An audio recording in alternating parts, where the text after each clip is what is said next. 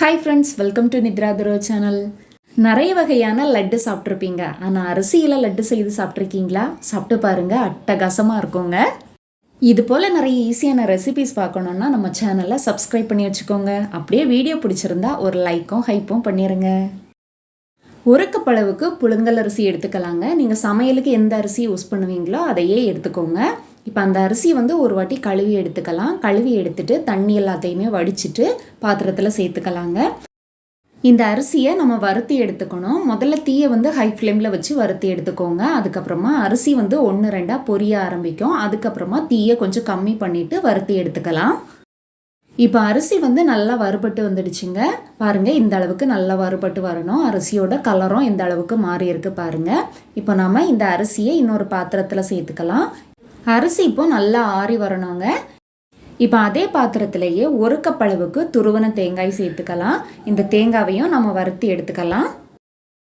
தேங்காயில் இருக்கிற ஈரப்பதம் போகிற அளவுக்கு மட்டும் நான் இப்போ வறுத்து எடுத்துக்கிறேங்க.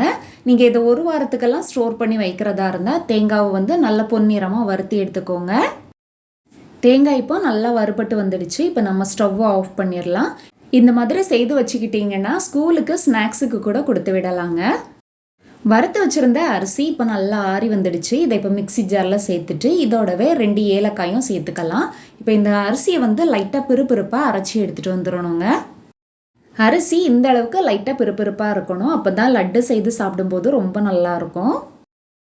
இப்போ அரிசி எடுத்து அதே கப்பில் 3/4 கப் அளவுக்கு சர்க்கரை சேர்த்துக்கலாங்க. அதோடவே 1/4 கப்புக்கும் கொஞ்சம் கம்மியாக தண்ணி சேர்த்துக்கலாம். தண்ணி அதிகமாக சேர்க்கக்கூடாது. இப்போ சர்க்கரை முழுசாக கரைஞ்சி மட்டும் வந்தால் போதும். உடனே ஸ்டவ்வை ஆஃப் பண்ணிடலாம். ரொம்ப நேரம் நம்ம கொதிக்க விட்டோம்னா சர்க்கரை நல்லா இறுகிரும். சர்க்கரையை முழுசாக கரைச்சி எடுத்ததும் இந்த மாதிரி தாங்க தேன் மாதிரி இருக்கும். இது அப்படியே சூட்டோட நம்ம வறுத்து வச்சிருக்கிற தேங்காவோட சின்ன தூரம் உள்ள அரிப்பில் அரைச்சி சேர்த்துக்கலாங்க. தண்ணி கொஞ்சமாக சேர்த்து இப்படி காய்ச்சி எடுத்தால் நமக்கு பாகு கரெக்டாக இருக்குங்க. அப்படி இல்லைன்னா ரொம்ப தண்ணி ஆயிரும். இப்போ நம்ம கரைச்சி எடுத்த சர்க்கரை இதுக்கு கரெக்டாக இருக்குங்க. இப்போ இதை அரைச்சி எடுத்தாச்சு. இதோடவே நம்ம அரைச்சி வச்சுருந்த அரிசி மாவையும் சேர்த்துக்கலாம்.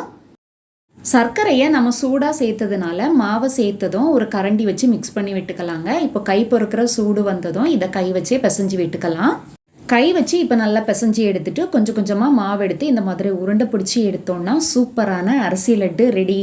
ட்ரை பண்ணிவிட்டு எப்படி இருந்ததுன்னு சொல்லுங்கள். வீடியோ பிடிச்சிருந்தா லைக் பண்ணுங்கள், ஷேர் பண்ணுங்கள். தேங்க்ஸ் ஃபார் வாட்சிங்.